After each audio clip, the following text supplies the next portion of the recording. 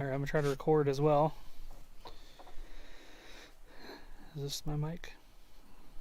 Oh, that's the wrong mic.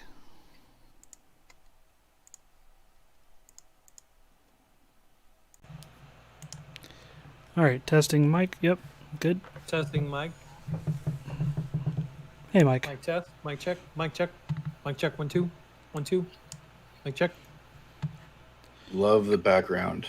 Thank you. I just did that in like 5 minutes. You've gotten quick in your old age. I have. I just came up with that since we've been on here. It's a great, like indication to people too of what they're in for. That's fantastic. Thank you. It is. Oh, thank you, sir. I'll be here all night. Nothing goes wrong to reset anybody's connection and like mix us all up again. That would happen. Yep. Mm-hmm. Yep. Let me tweak some people's stuff here.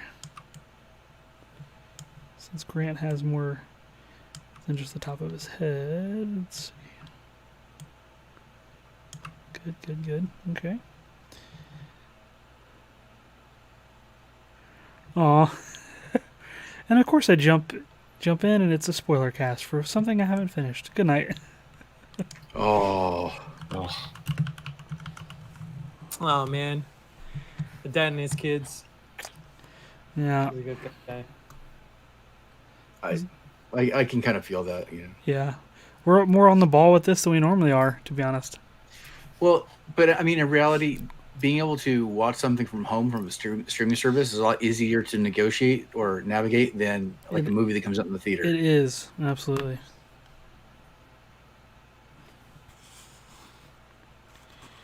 Yeah, which is why movies are never going to be the same. Or their movie rental thing? Yeah. I'm wondering if it would be helpful to poll the audience, just as a general poll, if they prefer to hear a spoiler cast right after the episode of the thing, or having a week or two buffer time, and maybe even announcing it to the audience, like we're going to be doing a spoiler cast in about 2 weeks, so if you want to get caught up in that time. It is 1 week buffer time, to be fair. I mean, that is true. Just I don't know if that's worth getting some info from the audience. If it's a fair point, though. Yeah, more buy-in. Yeah, but I mean, it's also mainly for the live show because, you know, we put it in the title of the podcast, so if anybody's listening to it, they at least have the option to put it off, I suppose. So, I mean, I remember being an audience member and like not having seen what you guys were, having a spoiler cast about. So I get it. Yep. Well, of course, that was the before times when, people went out to movies. Says the person that's been to the theater. Yeah. Because we have. True. I've once in the last year. That's once is better than none. Yeah. Once. I went and saw it. I like it. I took a shot. I'm there. I disagree. So our local theater is, which I know Warren's like a national chain, but do you guys have a Warren where you are? Never heard of it. Nope. So Warren is one of those movie theaters that's like recapture the grandeur of 1920s and 30s cinema, and so all of the silent decor films is like Art Deco. With like huge statues and big domes with murals and things like that. Very ornate. You're ushered to your seat. They have the upper balcony that is like fully. They bring you food and stuff like that. Super expensive, but it's going to the movie is an experience. It's not just going to like watch a movie, and that's the whole point and purpose of the Warren theaters. And they've been shut down, and rumor was that they were going to be shut down for forever. And I just drove by the theater the other day, and they're like, "We're opening back up for limited release on May 1st." And I was like, "Whoa!" I wonder if it'll help. Maybe talking about movies in general should be part of the conversation too, because I mean, kind of makes sense with everything that's supposedly coming out. So Sure. I think I'm ready when you guys are. I'm ready to.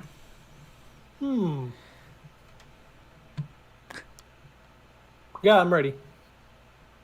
Sorry, that was me saying I'm ready. I was just thinking. Grant, you set? Yeah, all good. Okay.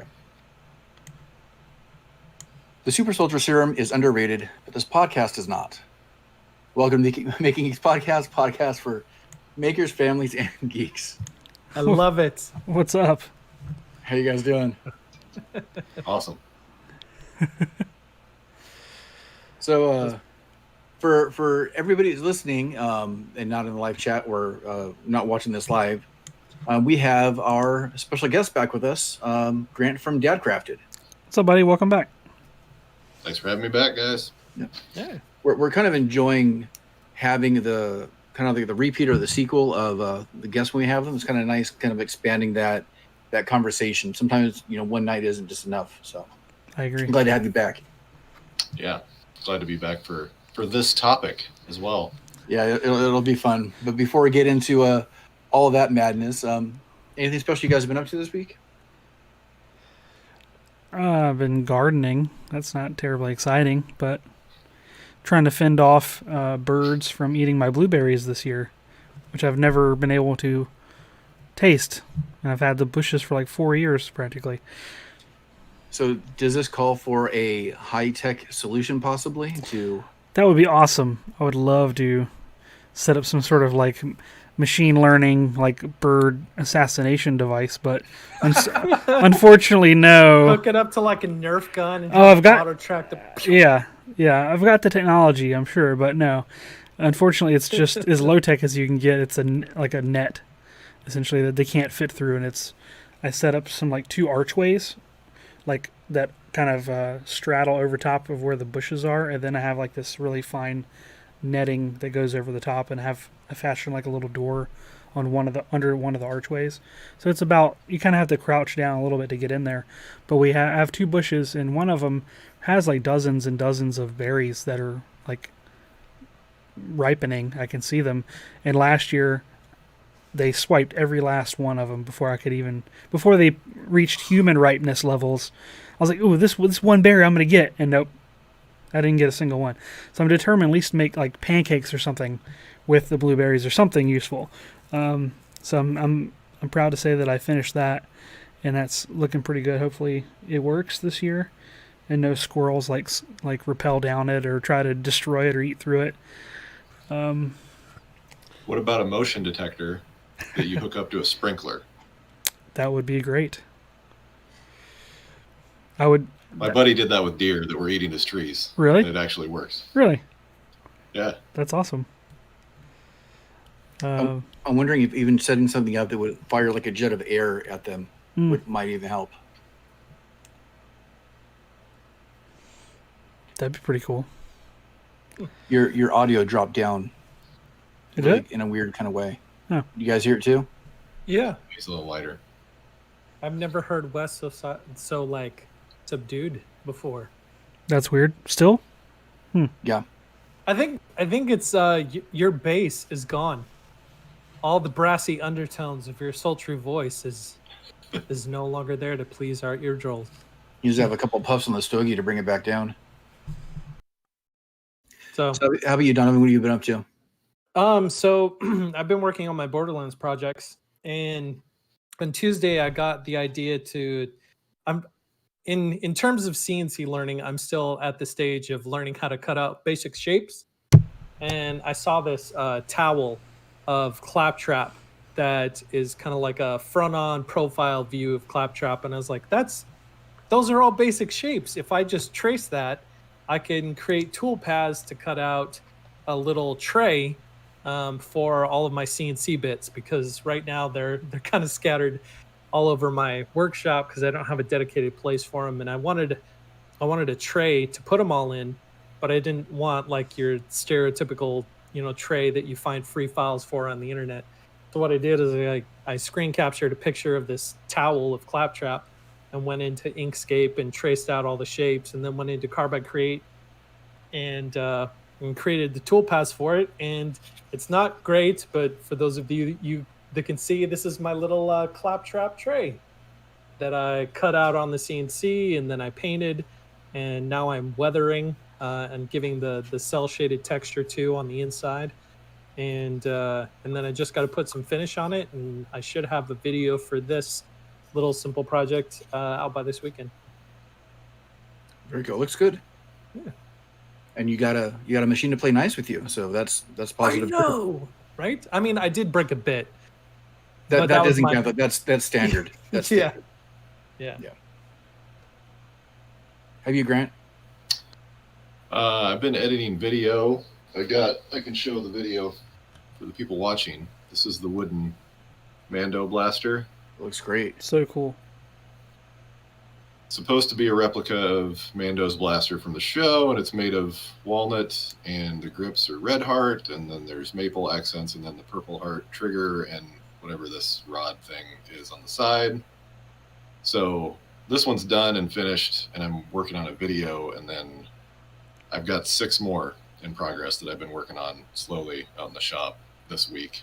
Now Yeah, that you it's- posted a picture of all the blanks today, didn't you? Was it today? Yeah. That you, yeah. Or the last few days. I posted a couple videos or a couple still pics in a video maybe. But yeah, I've got, I think I said it last week, but a few zebra wood, 1 purple heart body, 1 walnut, a couple maple.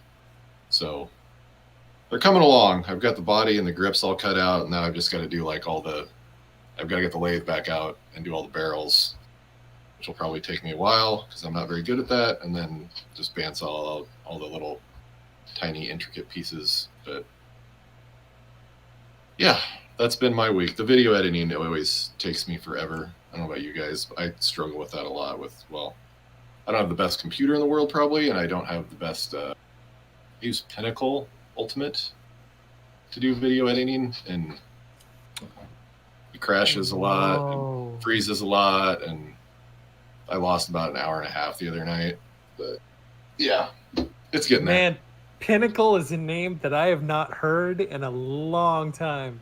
Yeah, it's me being cheap, probably. I don't want to do the subscription thing. I probably should at some point, but I'm kind of resisting. There might be a couple better free ones at this point. I'll have to double check. I don't know if HitFilm is still free, at least a version of it. HitFilm is probably one of the closer comparisons to Premiere, but also DaVinci Resolve is getting to be a pretty good alternative, and it's free. There might be a slight learning curve because I think, if I remember, it's node based. Huge learning curve. Yeah, so Yeah. HitFilm and DaVinci are really good, and those are 2 free alternatives, I think. So if you're ever looking to change, I think there's some options out there. Yeah, I'm always looking to. I mean, I'm by no means an expert in even. I probably had Pinnacle for 9 months, maybe 6. Not very long. It was last fall at some point.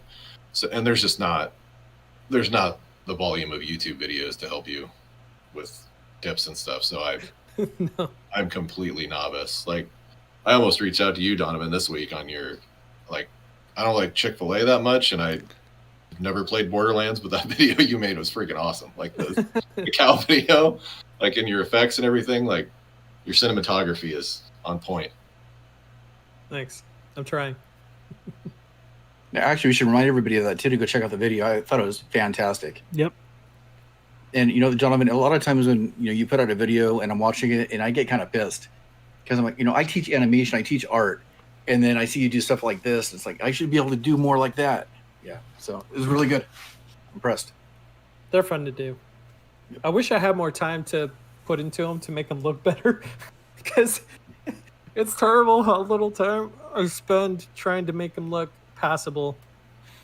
Maybe one day. It's tough because it's that cost benefit analysis. You can spend as much time as you want on a video, but there's no guarantee that you're going to get the return of the views that you want. Like this Why one. am I doing that? I think I'm over 900.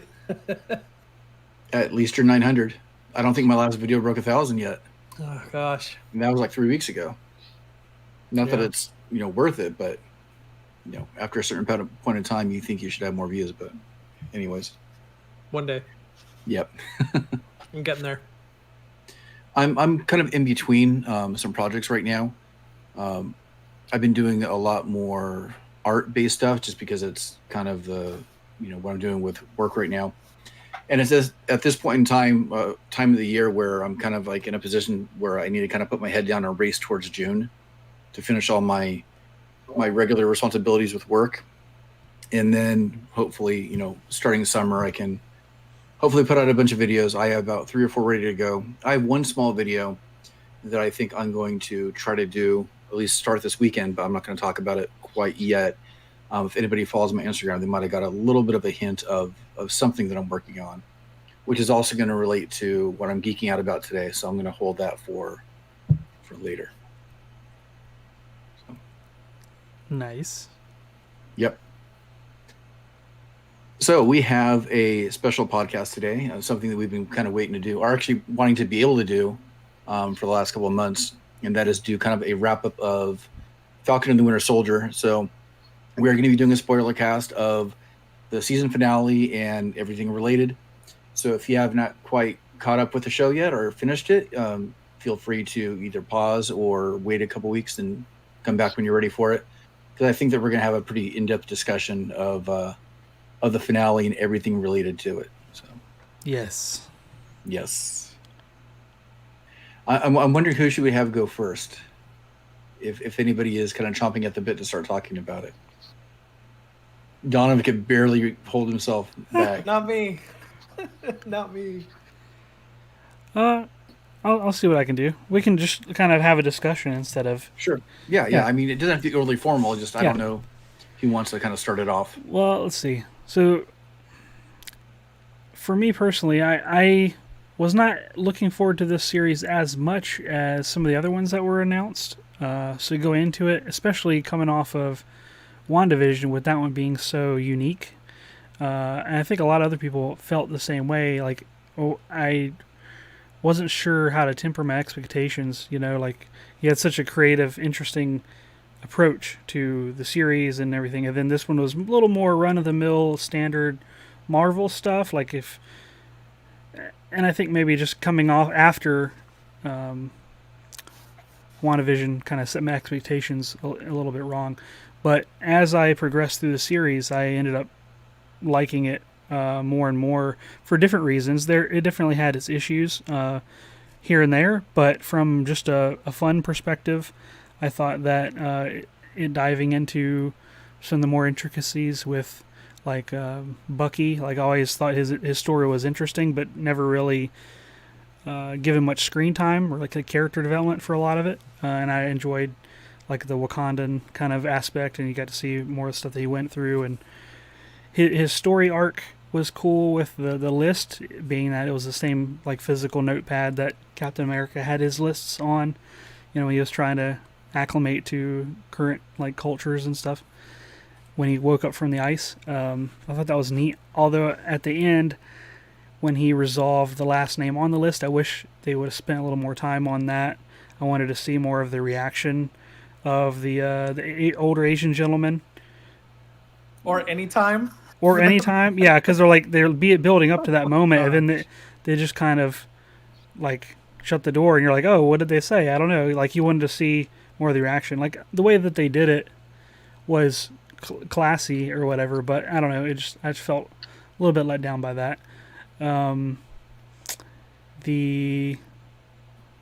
of the from a veteran perspective, I thought they did a good job with some of the different characters and the way they react to things, and PSD kind of stuff, and I thought that was kind of cool.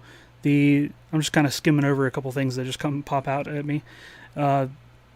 The main antagonist in the series, I kind of got annoyed with a little bit because I wasn't sure how they were portraying that character, whether or not I was supposed to be sympathetic to them or not. It seemed like they were kind of wishy-washy on what way you're supposed to go with that, and also the actor that they used for this character. Well, it was Carly from the Flag Smashers, apparently, but it kind of, once I realized the parallels here, I couldn't stop thinking about it. It was really distracting. The actress that they got for this role was basically she played the same character essentially from another movie. So she played a leader of a rebellion of sorts with this ragtag group of people that one of the main twists with that character when they revealed that she was the lead of this organization was that she was female, and that they kind of did that in the first episode because they're like, oh, look, they have a hostage. Oh, let's go save the hostage because she's like a feminine character. I don't know how they determined that she was a hostage in the back of the truck using their thermal vision or whatever, but they thought that's what the case was. And then they're like, oh, here's the twist. She's the leader of this group. And they did the same thing in Solo, which is the movie that I'm referencing that you just said, Donovan. The same actress plays a lead of a group of rebels or mercenaries or what have you that are, you know, trying to do some heists. They're upset with the status quo. They're trying to, you know, upset the balance and reveal it's actually a female. They did the same thing in that movie with the voice changer or whatever. Same actress. Like, it's just, once I saw that parallel, it was sort of distracting. So anything she said after a certain point, I was just like not even paying attention half the time. And the stuff I don't know, her motivations were not terribly clear all the time. For various reasons. I know there were some other things that they had to do from an editing perspective that were not in the initial books that I'm sure we'll go into. But overall, I enjoyed it. I thought they did a good job with diving into some of the characters, even though it was a little more run-of-the-mill Marvel. I liked the Falcon's new Captain America suit. I thought that was cool. And his training, little montage and whatnot. It was kind of fun. But overall, I would give it a B. B+. Next. Any discussion for anything I said? Or yeah. I'll pick up a little bit because something you said kind of related to something else that I heard. So, unfortunately, I made the mistake of listening to a podcast that talked about the Falcon and Winter Soldier, but they talked about it after only seeing, I think, episode 3 or 4. And I was kind of yelling at the radio as I was listening because in my mind, they simply didn't get it. And it's not a matter of liking or not liking it, but things that were brought up kind of made it sound like they didn't get it. And you mentioned something, too, that I think a lot of people probably had a problem with. And that is, you brought up Carly, I think her name is, right, from the Flag Smashers? Yep. Of not knowing whether you're supposed to root for her or not. And I think that's the entire point. I think the entire point is not knowing what is right or wrong in the situation.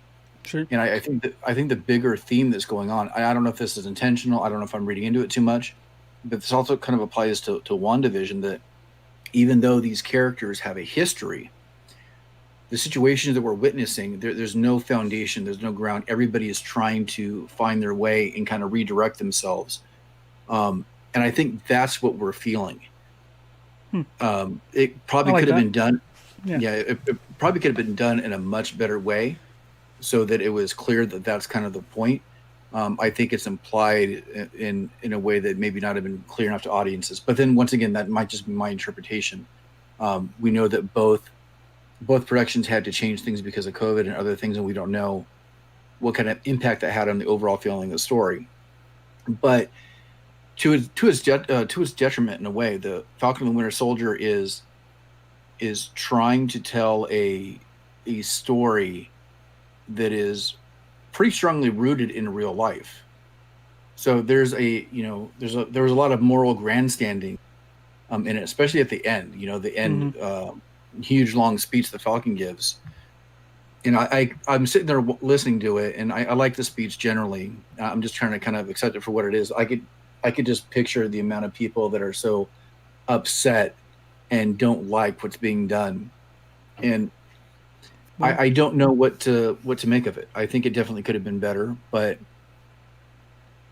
I would just add for that, like from that perspective, that comics have always been like a mirror for like society and where society is at that moment, like from its inception, whether people want to remember that or not. And I think you bring up a good point. They touch on a lot of things that are very pertinent now, even more now than when they developed the story and shot it. Which is it seems timely. So much more on the forefront though. Yeah, and it may be more poignant. And what you were saying about in the comics, I mean, I know that too. A lot of other people may not, or they might have forgotten or maybe Mhm. things just sting just a little bit more right Sure. now. I mean, it's definitely a possibility. The last thing I'll say, and I'll pass off to somebody else. I have this feeling. I had the same feeling with WandaVision, and maybe this is also by design. That I'm watching it, and I know the episode is going to end, and it frustrates me. Like the episode's over, and I keep feeling that the thing that I really want to see or the thing I really want to hear is just off screen, or would have been the next scene, and there's like cut. Mm. And I don't know if it's also once again I don't know if it's my perception, but I want more, and none of that is being delivered. And for this show, I was not watching all the YouTube videos and the predictions and guest appearance late. I got so frustrated with that with the WandaVision that I refused to do any of it for this show because I didn't want to set myself up that way.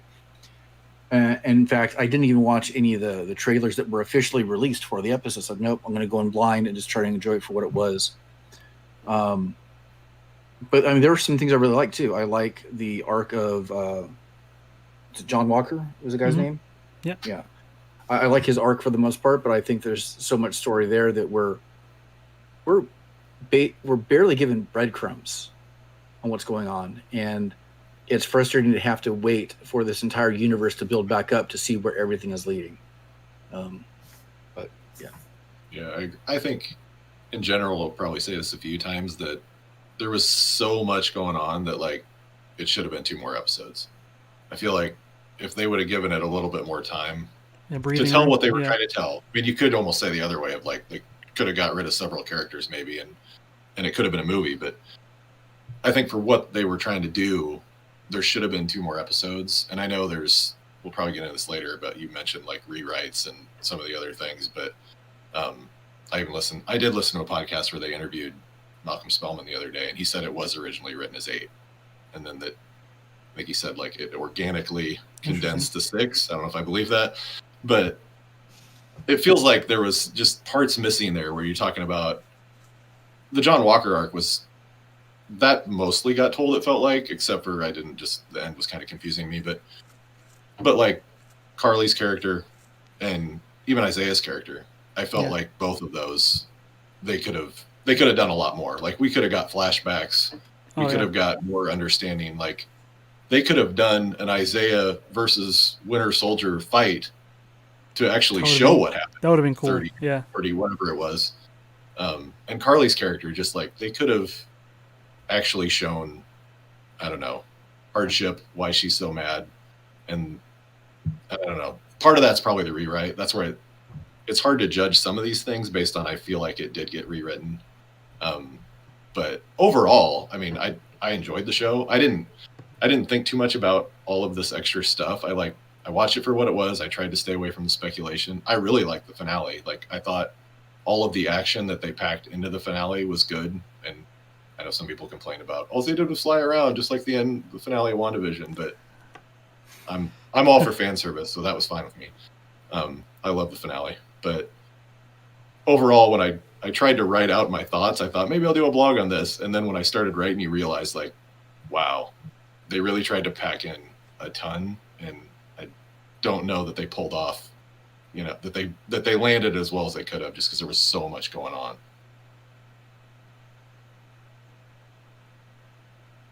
Really quick before we kick it over to Donovan, because I know Donovan's like biting his tongue right now. I'm not biting. I might be giving you a hard time, but I'm curious your question too. I had a fundamental problem in the series, and this goes for a lot of movies that might have a similar trope or something where somebody automatically has, or it gets powers. In this case, it's taking the super soldier serum. That I know that the soldier serum is supposed to make somebody stronger and maybe faster, but it's not supposed to automatically teach them how to fight, right? You have theoretically. Well, yeah, I know, and this might be a little bit nitpicking, but they seemed so so invincible and without flaw in their technique. I'm like, well, who taught them how to fight? They're being a little bit more messy and making more mistakes. I would have loved to have seen that, but that's, like I said, that starts getting into the nitpicking already. That's a cool point. Yeah, I did wonder, did they ever go into any of Carly's backstory to like explain how she knew how to fight, or is she just like random kid that like got unsnapped and was pissed off that I mean, there's she was no in a way she concentration should camp. Yeah, Yeah, she- hold she- toe to toe with toe to Captain toe, America. no. Yeah. Right. I agree. Jujitsu. She's a jujitsu master. We just don't know it. Is it my turn now? Sure. I went into this series not really having interest in it. And then as we got into it, I had a lot of interest in it. And then as it ended, I hated it. I hated the last episode. But overall, like, I liked the series and what they did and the directions that they took it. But they ruined so much in the last episode. And you guys have brought up some of the points. Like, in filmmaking is a very visual medium. And so you use visuals to tell a story. And if you rely a lot on like telling a story through dialogue in a visual medium, it takes away from that visual medium. You show, you don't tell, because that is not good storytelling. And one of the things that you guys brought up is the fact that so much of these characters and the scenarios and whatnot are found out through dialogue between characters. It's kind of like Big Hero 6, when you know the parents are dead and the little brother is talking, when Hero is talking to Takanawa, his older brother, he's like, don't you remember our mom and dad died 3 years ago? That is terrible storytelling when you use dialogue to tell the story. And it's funny because right after we watched the last episode of Falcon and the Winter Soldier, my wife and I started a movie called Blithe Spirits. Have you guys seen that one? Nope. It's a comedy, but it's based in like the 1920s, and a writer has writer's block, and his dead wife's ghost comes to haunt him after he like participates in a seance. Anyway, it's that the first 5 minutes of that movie, without any dialogue, like without any like conversations between the characters, sets up the scenario, sets up what the conflict is, sets up the personalities of each of the main characters of this story, simply by using visual storytelling. And I really got frustrated with Falcon and the Winter Soldier when backstory was talked about and not shown, like you guys have said, and conflict is talked about and not shown, and all that kind of stuff, because it's not very good storytelling. And that's, I think, was my biggest issue with the last episode, because so much of it seemed so contrived because of how much they put in the dialogue, especially with the big speech at the end. It's not that I didn't like the big speech at the end. He made a lot of good points, but then he made those same points again, and then he made the same points again, and then he made, like, it kind of went on a little bit too long. And you understand the point that he's trying to make, but he keeps saying it over and over.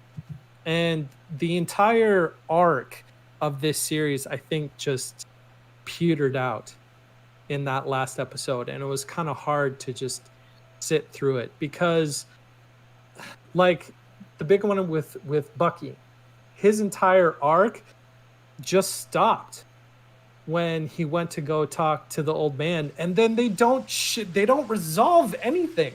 You don't know what happens after that, and then the next scene he sees him sitting in a bar talking to a girl. There's no context for what that means. Nothing. The whole arc was Zemo. Zemo was probably he was the highlight of the series. Yeah, he was the most awesome. interesting character. Yeah. And his arc went up, and all of a sudden, nothing. He's gone now. And it seemed like the whole series went to that, where everything built up to a cliff that it just fell off. And I understand that there's probably like limitations of productions and everything like that with everything going on. We don't know the story behind why they chose to make it this way, but it's just it's frustrating for me watching something that has such great potential to tell an amazing story. And one of the really one of the things that Marvel doesn't do well is they don't do bad guys well. Most of the bad guys in the Marvel universe are very One-dimensional. Unidimensional, underdeveloped, very forgettable. After the next Marvel series comes out, I doubt I'm maybe going to remember the name of the bad. Thor 2 is a perfect example. Well, Thor 2 is the worst movie. It is. Come on. Followed by Thor 1. There's been so many Marvel movies, though. Like, I've always thought Marvel does villains way better than DC. And that's why the DC movies, other than Batman having Joker, like, I don't know. Well, that's the thing. That's the thing about comic book movies. It's hard to give bad guys dimension in such a short amount of time. TV series and episodic series allows you to develop these characters more than trying to cram everything into 90 minutes or 2 hours or however long the movie is. And I understand those limitations, but it's not impossible. It's been done very well in other mediums and in other genres. Why they can't do that in this genre, I don't know. I really don't know. I would actually suggest a different point of view, in that you're not supposed to remember those villains because they don't really matter in the bigger scheme of things. The only villain that you're supposed to remember Loki. Loki and Thanos. Right. I think those are the only two that you were actually really supposed to remember. Maybe Ultron, but I don't think anybody else was supposed to be memorable. I think that what is the point then? The hero's journey, not the villains. Because it's like, okay, you have your heroes, and then you have your bad guy. Yeah. Well, why is the bad guy the bad guy? Well, because he's the bad guy. Well, because you got Thor too. Because you're thinking about these individual components of movies when it really is a larger arc that was being told. But they set the stakes too. Like, and I always go back to this example. So I trashed on DC, but now I'll go back to it because The Dark Knight, like, that movie got it right because we didn't need to know the history again of how he became the Joker.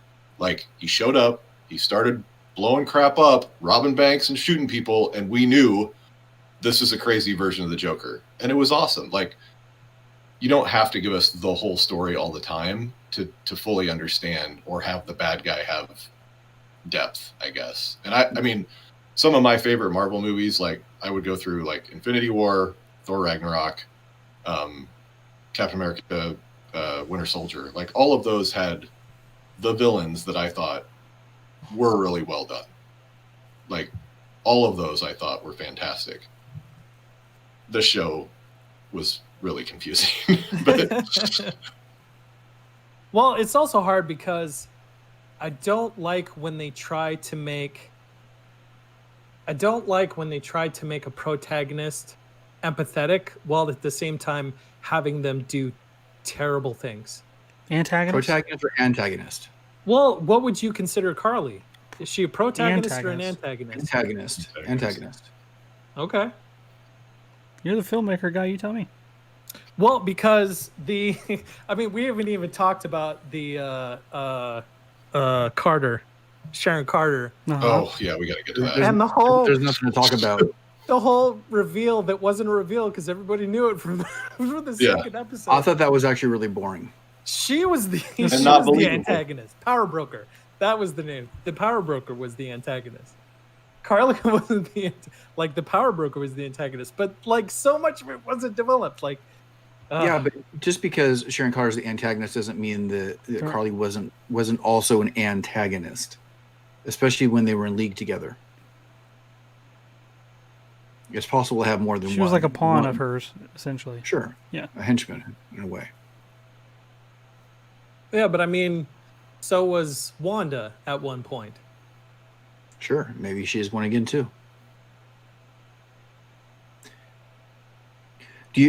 Do you guys have an issue when a hero is made into a villain at some point?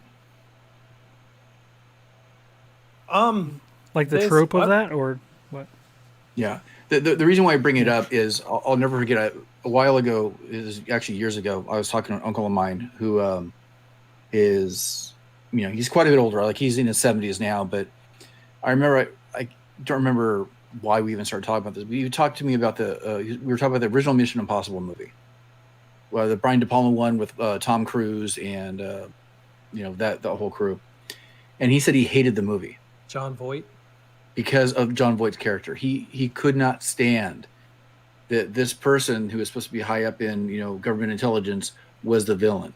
But he's old school. He's baby boomer generation, and couldn't stand that things were getting flipped that way. And I'm wondering if you have a similar feeling where the person that you thought you were supposed to root for is actually the villain, so it kind of messes with your perception of what right and wrong is. Well, I think that was for this series. I think that was the intent, like you were sort of implying earlier. Like you're not really sure who to root for and whatever, and that was kind of at least the perception I got is that after the 5 years, people can flip expectations from audience perspective of what you think they should be, and what the reality of how they had to survive and whatnot. But are we talking about her, like Sharon specifically, the Sharon Carter character? I think you're being Sharon, general before, Carly. but there's so many examples. I guess. Captain America. Yeah, with hers, I had thought that she was blipped originally. Right. I thought that she was one of the people that went away. And Well, if that was true, she was, and we don't know if that's a continuity error or something else. or there's like, well, did she fake it? Did she go into hiding because she was already on the run? So did she use the blip to become this underworld, whatever leader? We shouldn't have to ask that question because there's no clarity for us. Yeah. Yeah, and that was the problem I had with the reveal of her as the power broker. Like, okay, so when they went to the freight yard, when they found the doctor who told him he made the serum, Right. and Sharon Carter shows up and kicks the crap out of all these guys in a pretty violent fashion, weren't those all the power brokers' henchmen? Were they not? She was just like gaining the trust of her But for what? compadres. To what end? If this was the doctor that could make more serum that she was so mad about being stolen away from her. Because I think maybe you could argue her ultimate end goal was to be to find the end through Falcon to get back on the good graces of the United States, so that, as they showed in the post-credit scene, which hopefully you guys all saw, that her ultimate goal was to do what she did and gain the trust, so she has access to more than just super soldiers. Now she has access to alien technology, to things from other planets, etc. It's all the secrets, which she didn't have anymore because she was like exiled. So the person in the previous movies that fought and gave her life to root out the people that were Hydra, that was infiltrated the government. Her great aunt was the founder of S.H.I.E.L.D., right? Mm-hmm. But she's the one that did all this stuff to expose herself and put herself at risk to root out the people that had infiltrated the government. Now she's the person that is infiltrating the government to do bad things. And I guess we're supposed to buy that because her motivation is that they shunned her for stealing the shield and helping Captain America get away. And I think that's that kind of like error in logic, at least I kind of see it that way, where things don't kind of line up, is why a lot of people are predicting that she's actually a Skrull. Mm-hmm. But once again, I mean, Really? if that's the case, that's fine. But I mean, we're going to have to wait so long to get a payout of any of that stuff. Yeah. I don't think it is. I don't think it's treating an audience with respect in some ways. But I don't know. One thing I wanted to bring up, there was an article online about it that I wanted to get you guys' take on, that I actually kind of liked, but I wish they would have dove into the details a little bit more, was the moment that Bucky had his arm disabled and like deactivated, like the amount of like emotion that went through his face within like a split second of like trust and all the stuff he had for like the people of Wakanda. Like I was like, oh, like my heart sank when that happened, because like the amount of like you didn't even have to see all the backstory just because of the build up over the several movies that you knew, and also a little bit that they hinted in the series that they were teaching him to get rid of all the trigger words, to like not be affected by them anymore, to finally break through and have these accomplishments to within himself to take the next step, and to have people trusting him that he wasn't going to flip. Like it seemed like the Wakandans were accepting him and helping him along and stuff, and then they always had the safeguard built in. It's like the kryptonite for Superman, like just in case we trust you, but we don't really trust you. Like his face just was so expressive of so many different things at once. And in that moment, I thought that was really cool, and I would have loved some more in depth. Like he should have gone like back to his therapist after that moment. Like instead of like saying he was done with her, I thought they could have spent half an episode just in that, because I like to live in that world of his and just to kind of go through his emotions. But I liked what I saw. I was curious to what you guys' reactions were to that moment. Well, first of all, my son has run away with my leg before, so I felt that. I can relate. I wish I had more security built into this thing. Yeah. It was a pretty interesting moment, and I think that you kind of touched on a lot of what I've already said, so I'm just gonna say I agree with you. Yeah. Do you think because they funded the arm that they had the right to put that in there? Or do you think it was like it was right of them to have a backup built in because they it was their technology, they didn't want to like to go crazy with it again? Or so I don't know about that. In fact, I would see this seem a little bit different. So pretty much everything you said, but I think there's also a huge sense of humility that was just thrown at him at that moment, that he is not indestructible, and that he still has a weakness as far as even though this thing is a source of great strength that allows him to do a lot of things. What happens when you see the possibility it could go away any minute, that he is just normal at that moment. He doesn't, it's an interesting transformative moment mentally for somebody when you have something that is your greatest strength, or arguably your greatest strength, taken away in such an easy fashion. Mm-hmm.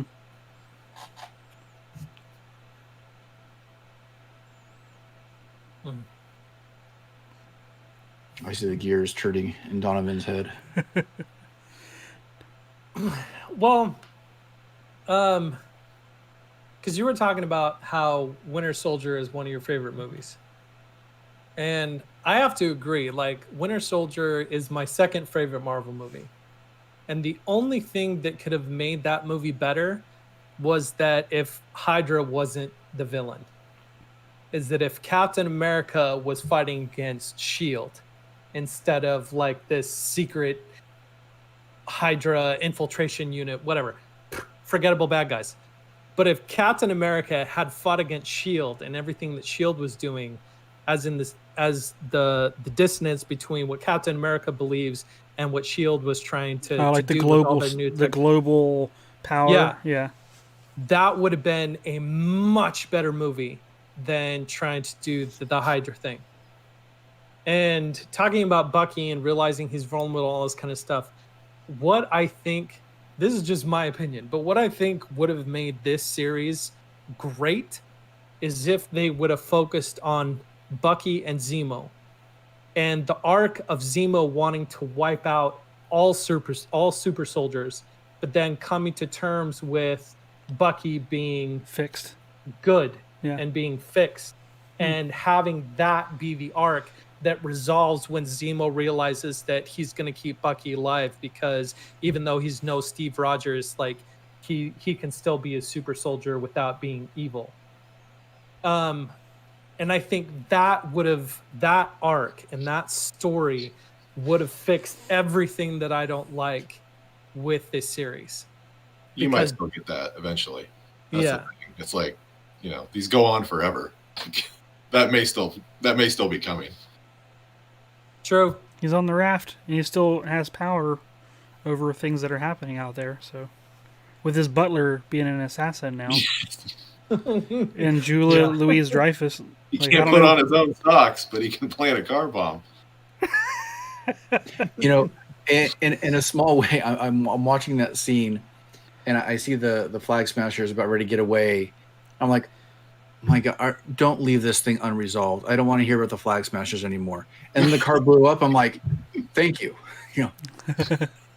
I wanted something done and resolved. I didn't want another white vision flying off into the sunset, not knowing whatever happened. So Oh my god. that's fair. That's fair. Could we go back to Zemo though? Yes, please. I loved him. I loved this Zemo character, but don't you feel like he was way off from when we'd seen him the last time? Yes. yes, it was like the same character in some ways. No, it just felt, I don't know. And again, this is the bad storytelling part. Like, I did like the show. I'm complaining about it too much. Well, But- we're into the nitpicky minutia that is fun Yeah. to geek out about in a fun way. So go ahead. When they broke him out of jail, I was just like, these two people, more than anyone, should know better. Like, you're breaking him out because he used to be Hydra and you think he might know something about where this came from? Like, it was all totally a hunch. Like, that's the plan, to break this guy out of jail and just let him carry you around the world? Like, that just seems so nonsensical to me to move the story forward, where I was just like, no sane person would ever do this, ever. Yeah, they could have come up with a better motivation. I agree with. I thought it was interesting though how easily Zemo, and I like this because it leaned into his character being like super, like planning everything out to the last, every little detail. He's probably been stewing about all the different possible scenarios of how to escape, like mentally tracking like the guard movements and shift changes and costumes to wear and all this stuff, because he got out of that prison like nothing, right? Like, it took like 5 minutes and he was out of there, which I thought was awesome. I thought that was, he maintained his character like properties, you know what I mean, like by doing that. But I thought that he should have had more of a plan that he was playing into throughout. Like, it seems a lot of the stuff he was doing is sort of random. Like, there was no like arc for him as far as like showing that he is a master manipulator, but instead he just got put back onto the raft. I don't know. Maybe his plan did work out because the super soldiers were dead, but that seemed a little less methodical. Because like how he was in Civil War, like he planned out supposedly all these different things that were super chancy of even aligning in the way that they did for him to succeed in his plan. Like I think I remember watching like a Screen Junkies or one of those YouTube videos. They like make fun of the thing, and they're like, "Oh, all these random occurrences that happened, they all perfectly coincided to allow his plan to work. If one of those dominoes didn't fall quite the right way, that he had no control over these random things happening, it would never have worked out." But it did. But I don't know. I just think that would have been cool. Kind of, we're like imagining perfect arcs in the series, Donovan. Like, I think that would have been cool for him to have, like, not jump off a cliff like you were saying. Like, it's sort of built up in a good way. Like, it's sort of painting the picture of him being a baron and doing, his family's like graveside or memorial or whatever it was. Like, there was things they were dropping in there. It was really cool. And then he just like goes away. I don't know. Yeah, when they took him back to jail, I was like, if that's it for him, That's this is it. gonna suck. Yeah. And that was pretty much it. Because I liked how he was sort of, they almost did like a Loki thing where you weren't sure if you could trust him. And I like that about Loki. Like, he's very devious and like you're not sure if you can root for him or you're supposed to root for him or whatever. I like that about him. I wish they would lean into that a little bit more. But they leaned into they wanted you to like him more than I felt. Like, he killed the king of Wakanda. Like, he's responsible for mass murder and pretty much the breakup of the Avengers. Like, Yes. Yeah. See, that's yeah. I've given this example on the podcast before, but I feel like it's applicable. my son and I were watching this little video that was talking about like World War One. I was watching the behind the scenes of 1971 because I love that movie. 1917. Huh? Yes, 1917. sorry, 1917, not 1971. That would have been a much different movie. Okay, so 1917, because the production on that was just fantastic, and so I was watching a video about how they made it, and my son came and sat down and was watching it with me, and as we were watching it, he's like, "Are those the bad guys?" And I had to think for a moment to try and explain to him the complexities of war and everything that was going on in this scenario of World War One and whatnot. And the way I did it is I told him it's like they're all the bad guys. There are no good guys because in war there are no good guys, and there aren't because everybody's a bad guy.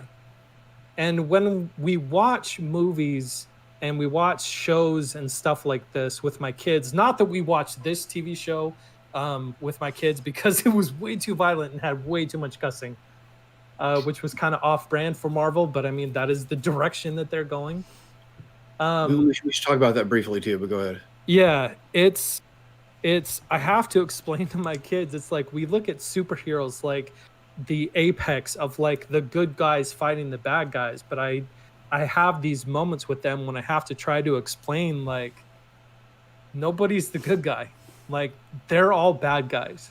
You may be rooting for one side over the other, but they're all mass murdering sociopaths. Like no matter how you break it down, yes, they're trying to fight against mass murdering sociopaths, so they murder a bunch of people. Like nobody wins. Nobody is the good guy in situations like this.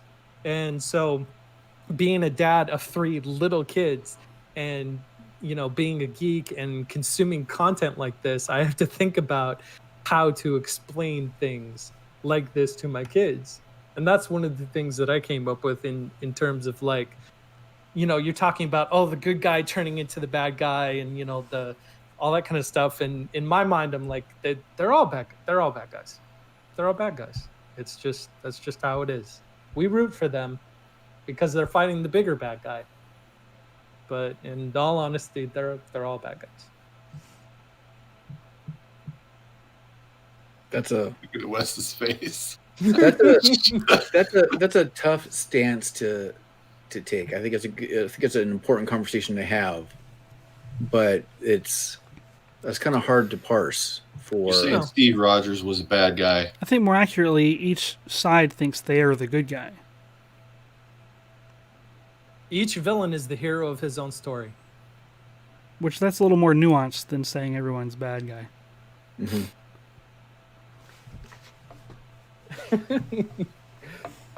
I know it's a different stance to take. It really is, but yeah, I mean, if you're trying to pit against somebody that wants world domination as opposed to somebody who just wants to stop it, I don't think those two things are No. I know. I'm not saying there's justification, but I'm saying it's like we're here rooting for people that have slaughtered thousands of lives. Whether they're alien, whether they're Hydra, whether they're whatever light or whatever context you want to put into it, they have killed so many people, and we cheer them on. And I know it's a different stance to take, but I don't want to normalize being happy about people killing other people, especially in the world that we live in, where there's so much glorification of like death and murder and genocide and everything. Like my daughter's learning about the conflict in the Gaza Strait and the different like cultures and how each land, each culture thinks they have a right to that land, and it causes conflict and everybody's killing everybody. So who's the good guy? And that's fair. Don't you think where Falcon kind of landed at the end with his lengthy speech was kind of about that? Yeah. Like, he didn't want Carly to die. He wasn't trying to kill her. I think that was part of the point that he was maybe trying to get across. But the bigger, I don't know. I thought one of the bigger points of maybe what the writers were trying to get across was maybe like what makes a hero is part of the question of the show. I mean that, and I think they were also And labels. yeah, and I mean yeah, there was definitely the can there be a black Captain America, and that question, like it felt like maybe they were going to go there, and then they totally didn't go there for the whole middle of the show, and then they definitely went there in the last episode. But ultimately, I think Marvel was kind of after, what they do. Marvel really wants to just keep this thing rolling forever. And Marvel wants to, I think, with these shows, with what they did with WandaVision and what they did here, they want to take ancillary characters that are more sidekicky and elevate them up to primetime status. And I think they succeeded for sure with Wanda. I don't know if they did with Vision, but with this show, I think they did with Falcon / Captain America. And I mean, they announced it like / Iron Man. We're going to get Captain America 4. So. Yeah. / Black Panther, because he has a vibranium suit, right? Yeah. Is it vibranium? Yeah. Oh. Yeah. I mean, yeah. Okay. Look, they didn't have to. They didn't have any dialogue talking from one character to another, explaining that it was vibranium. They alluded to But they that didn't when they said it's show from the- Wakanda. It's a gift from Wakanda. So what does Wakanda make besides good, pies or something? they No, didn't it's show, of course like, it's the vibranium. Impact It's not made and, out of like, rhino hide. He deflected the dissemination. helicopter. Yeah. Someone's not Were you paying attention. surprised it looked like that? Was Did you- anyone surprised that it actually Maybe you looked- should have had some characters tell you it was vibranium. Then you would have gotten it, right? He used the I thought it was shield. pretty bold. Okay. Grant, I thought it was pretty bold as far as the costume goes. I mean, it wasn't that dulled blue that you started seeing like Winter Soldier. It was pretty loud and proud. Yeah, true to the comic, right? I wish he would have been Captain America and not Captain Falcon, but Falcon Punch. Falcon Punch. I think that it needed that It's transition. not all lighted up though. He needs the actions. He needs the vibranium. Say again. The wings were needed though. Yeah.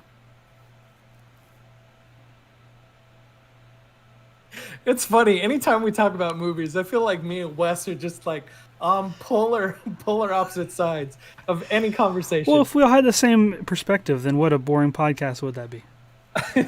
You guys start here, then over the course of the conversation, it's like. Well, I it's like I just try to like get more detail why you're saying the things that you're saying, and then poke holes in something it. else. I would like to pose something else though too, really quick. Is I think that Disney and Marvel are still learning, because these aren't movies; these are series, and I think the storytelling and the pace of the storytelling is different when you're dealing with essentially TV. Streaming and doing episodes this way is still, I would put, still relatively new. You're not just doing a 20-minute time slot and leaving time for commercials. You have a variable time slot in terms of like the length of the show, and still trying to tell a compelling story. So Donovan, with your complaint before about telling and not showing, I actually would say I think that is a symptom of TV production, that stories that are made usually for TV tend to tell and not show as much. And I don't know exactly why that is. I don't know if it's an attention thing, where if you're in the theater, your attention is really only on that screen. But if you're at home watching TV, I think that a lot of things might more naturally get missed. I don't know if that is, if I'm maybe projecting, or if there's any legitimacy into that difference in production. Well, budget. It's traditionally been the budget thing, right? I think that's all changed with all these streamers now that, and the technology, like they can do whatever with these shows now. And I know that they essentially have a budget. I just don't know how strict that budget is anymore. I'm exaggerating, of course, but like rolling in cash, Sure. where they could pretty much do anything they want. And if you look at all the visuals, like, well, it doesn't look like they cut on a lot of those things. Like, No.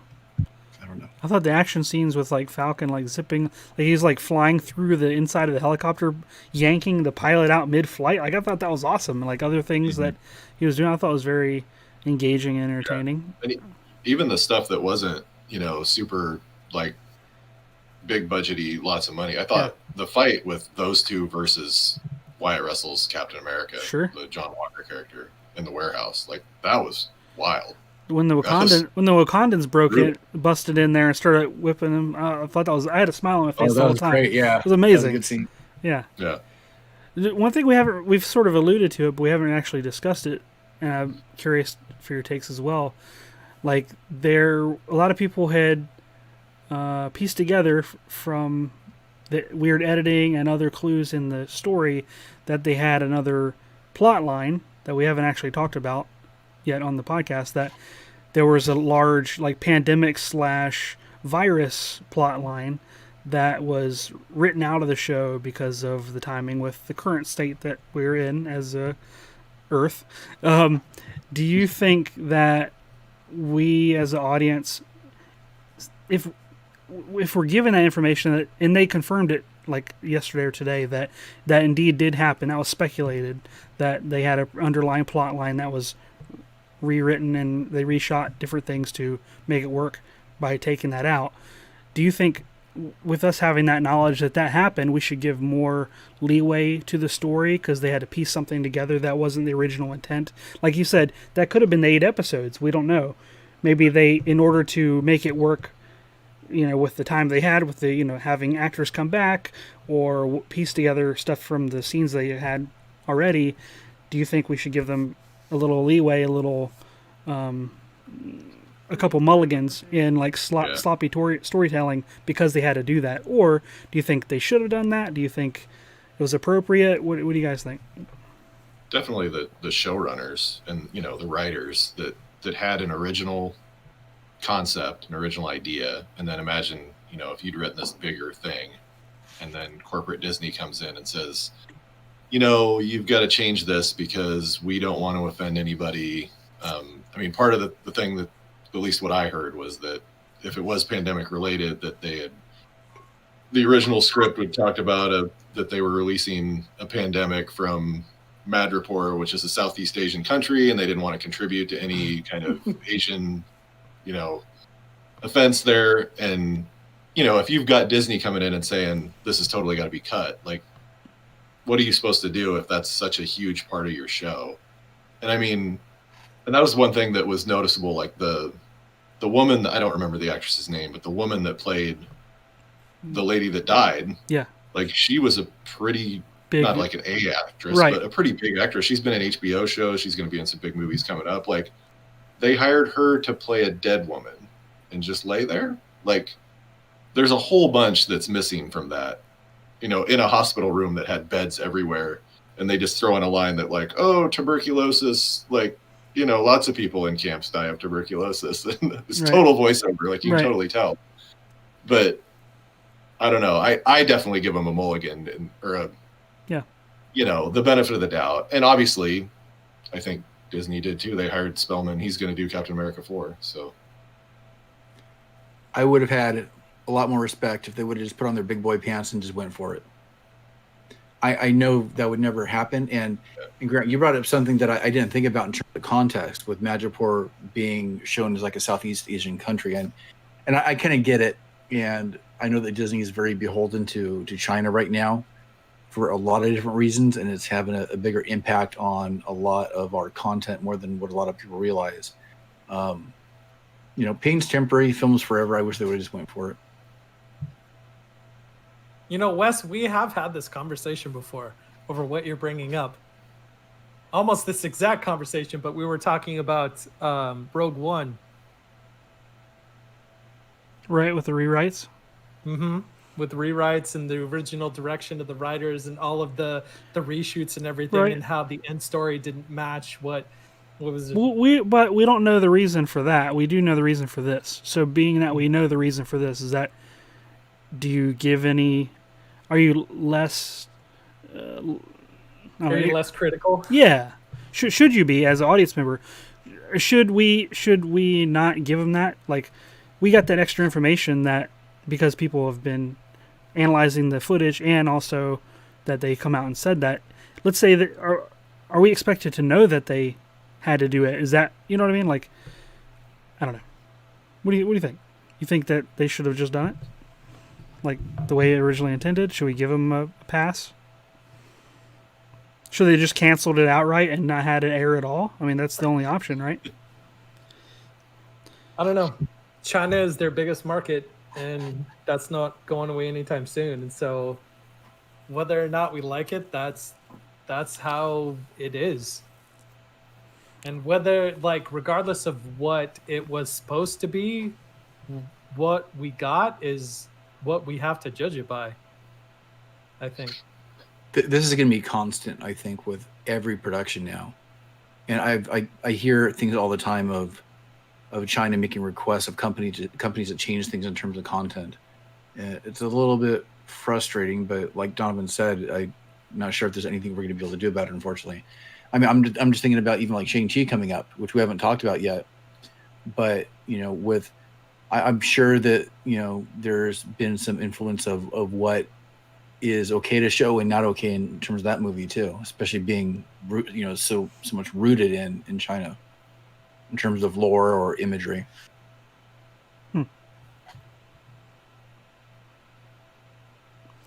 That one will stay out of politics, though. This one, if it really had a pandemic storyline, like they're reporting, like I do see how it gets political, and I do see how they wouldn't want to, you know, fan It's any blame. too raw, right? It reminds me of the trailer for the original Spider-Man. Do you guys remember this? How the original teaser trailer for the first Spider-Man movie with Tobey Maguire, Two towers. they had the Twin Towers, and he caught a helicopter with a giant web, and then that was like completely, obviously non-existent because the movie came out after 9/11. I would give that one actually more credit than this in some small ways. Because you're talking about a terrorist attack as opposed to, you know, a worldwide pandemic. You know, we know where it originated, but you know, there's so much other baggage, you know, that too. But I don't think I don't know. I think they could have written a different way and not maybe used the word pandemic. Yeah. You know, I think that they could have written around it. But maybe they just thought it was easier to cut any essence of that storyline, I suppose. Yeah, and it goes back to, we don't know what their budget was to reshoot. Donovan made the point. It's like you kind of have to judge it for what it is, and that they just couldn't fix the parts like we talked about before with Carly of not knowing why she was full radicalized or whatever. I mean, once she bombed the one building and people died, it was like, well, she's going to be by the end of this. Like when that happened, I was kind of like, well, she's irredeemable at this point. But you never understood, you know, why she went that far, what made her that crazy. We just never got it. I also expected her to to follow up with her threat that she made on Sam's sister. She never did anything with that either. I fully expected her to show up or something, but no. And also, you don't know if did Sam's sister get the loan from the bank? Do we assume that she did?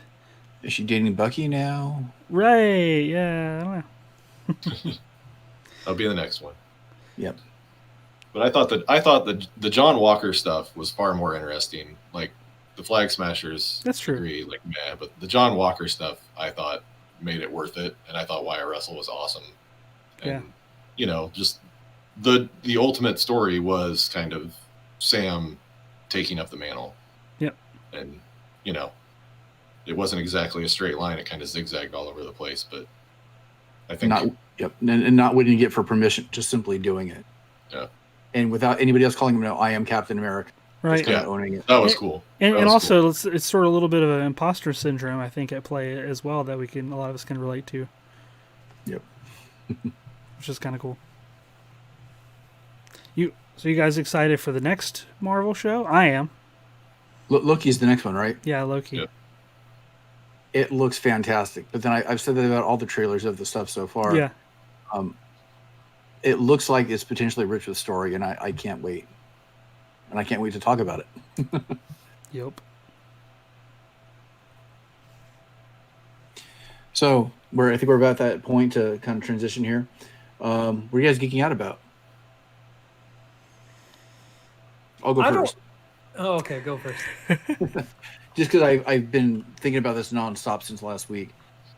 Last week I had the chance to do a flight combat simulator, and I'm a huge.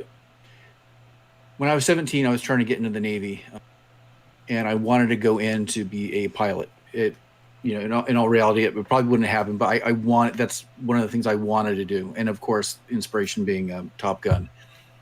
But I've always liked the idea of flying and flying jets, and it just always seemed really attractive to me. Last weekend, I had the chance to go for a friend's son's birthday in doing this flight simulator in Anaheim by Disneyland. And there was 8 of us in a room in recreation of, and I'm not even sure what plane it was. That we were being told that we were flying some like French fighter, like a 18C Hornet or something, I think it was called. And the we're all connected in the flight simulator, and we went through a couple of simulations, taking off, flying, making sure we know how to fly, and then doing 8-on-8 combat. And I could not have enjoyed myself more, and I was absolutely hooked. And of course, because I beat everybody in terms of like overall score. And I have some videos posted on Instagram, and you can kind of see how much I enjoyed it, because I'm just clapping and just I wanted to do it again.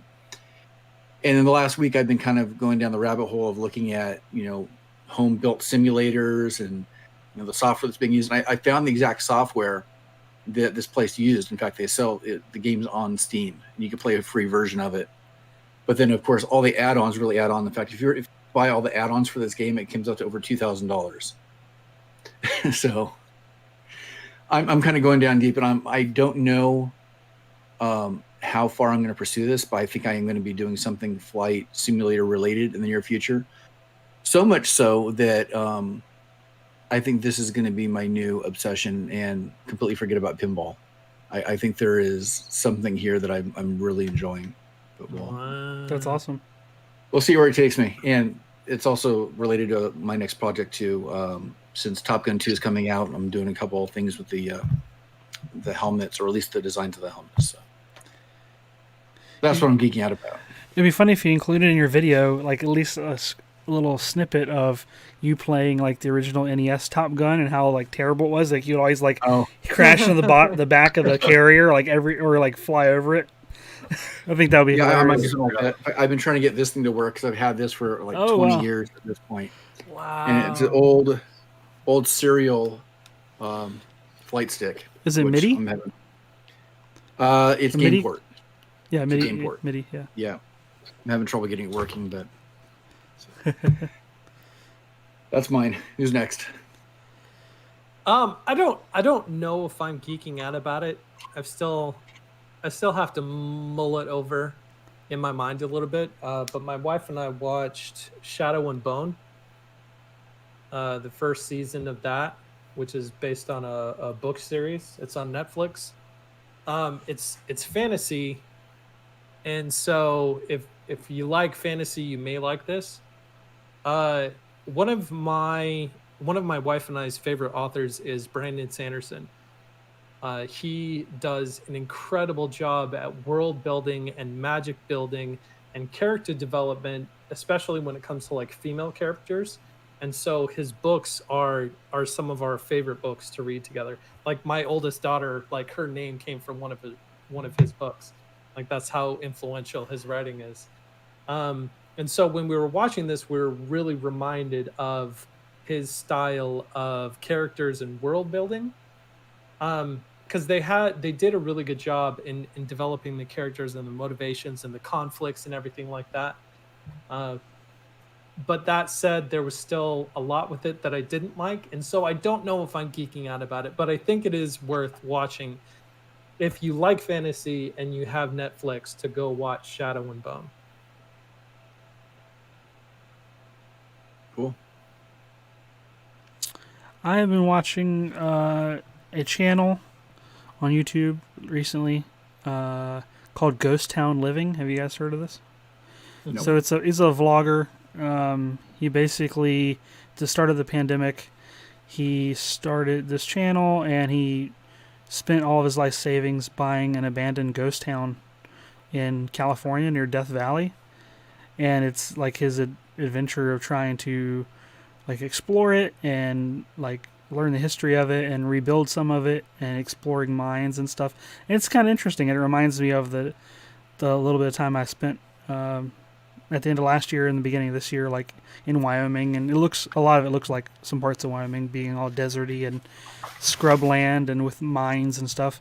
And we actually drove through several little ghost towns the last couple of times we went to Wyoming. So it just seems really interesting. And his videography and stuff with the drone footage is really well done. So I would recommend checking it out. And you have seen it, Donovan? You seem familiar it's with it. really cool. It's really cool. Especially since like, not a lot of the houses, but like some of the houses still have like the stuff in them. Yeah. The decor and the decorations and the books and the little trinkets on The the little shelf. snapshots, yeah.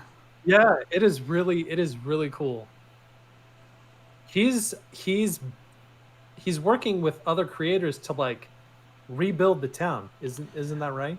Yeah. Also, in June, I think of last year, there was a hotel that was on site that was like the crown jewel of the town, and it was like in really good condition. And it looked like it was a snapshot, like everything just kind of, stopped in time there. Yeah. And then within a week of him filming the first half of this video, where he's like showing the hotel with the bar and everything, there was a fire, and it completely burned the entire thing down.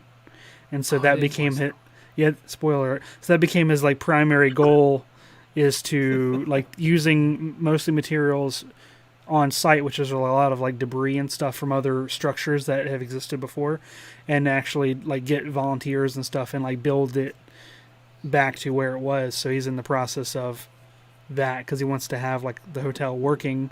That was his original goal, was to restore it to a state where he could actually have people come and check it out and stay overnight and stuff like that. So the video where actually he's like basically almost crying because it like just happened within an hour or something of him filming the second part of the video, where the whole thing he just showed you is all completely destroyed. You're like, whoa. So it was cool in a bad way. Yeah. But it was cool that he's actually cool in a bad way. progressing now, like almost a year later, and showing like the plans for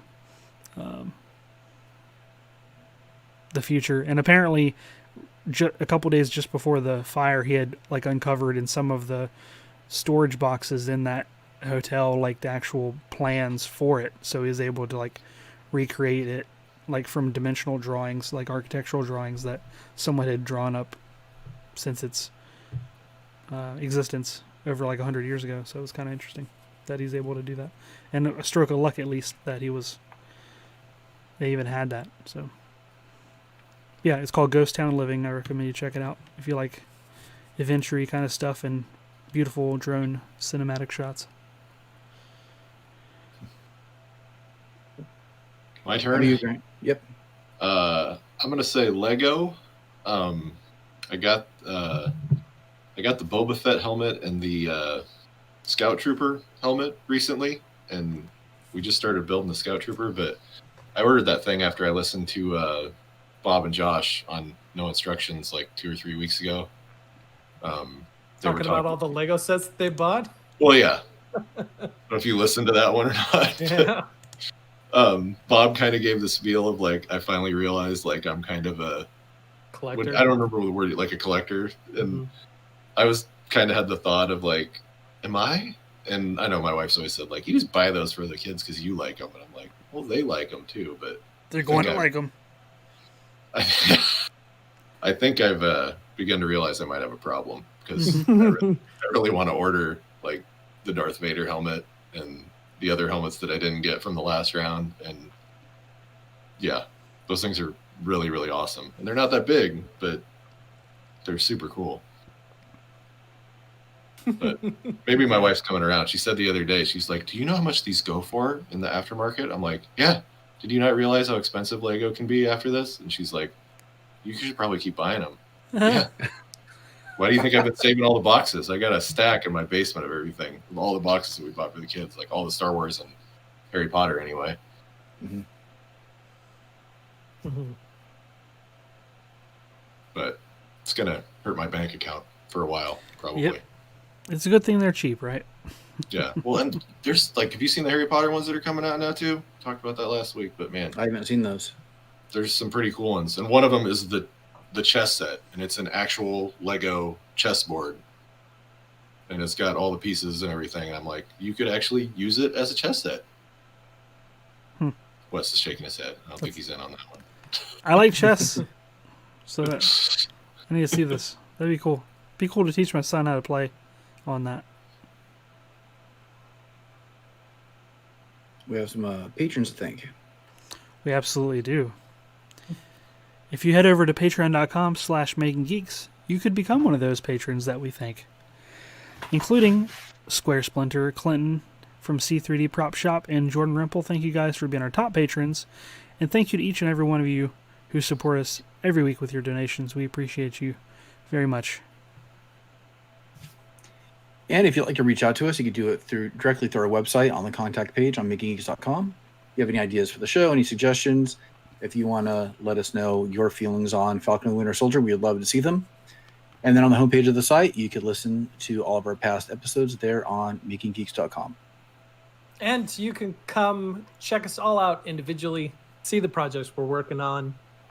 And if you want to check out Dad Crafting, it's at Dad Crafting. If you want to check out Geek Builders, you can check them out at Geek Builders. Geek Smithing is at Geek Smithing. And Once Upon a Workbench to round it all off. I want to thank Grant for being here for the second week in a row. Dude, thank you for joining us. It's been awesome having you. Thanks for having me, guys. It's been fun. Oh, Dad Crafted, not Dad Crafting. I'm so sorry. No, it's all right. Oh, They'll figure it out. Right. I'm fired. well, we got your Yeah, replacement right here. Yeah, right. This was your interview. You passed. Welcome to the show. Yep. We want to thank all of our guests for hanging out in the live chat with us.